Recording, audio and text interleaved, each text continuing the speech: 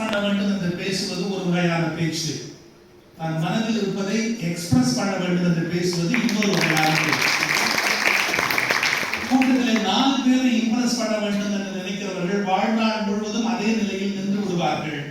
தன் மனதில் இருப்பதை எக்ஸ்பிரஸ் பண்ணுகிறவர்களை வரலாறு என்றைக்கும் கவனிக்கிறார். இலக்கணம்.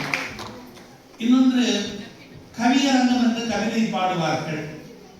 அதில் கருத்தரங்கம் என்று அமைத்து பேச்சாளர்களை பேசிக் கொள்வார்கள். கவிதைக்கும் பேச்சுக்கும் என்ன ஒரு வித்தியாசம் என்பதை 2 வார்த்தைகளில் சொல்ல விரும்புகிறேன்.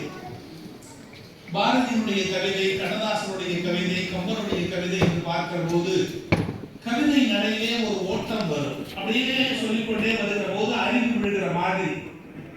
கவிதையின் ஃப்ளோ இருக்க வேண்டும், பேச்சில் த்ரோ இருக்க வேண்டும். பேச்சினுடைய வெற்றிக்கும் கவிதையினுடைய வெற்றிக்கும் இடையில் இருக்கிற வித்தியாசம். என்னன்னா நீ தமிழில் பேச வேண்டுமே, ஏன் ஆங்கிலத்தில் கலக்கிறாய் என்றால் நீங்கள் இங்கிலாந்தில் இருக்கிறீர்கள், நான் இங்கே இங்கிலீஷில் பேச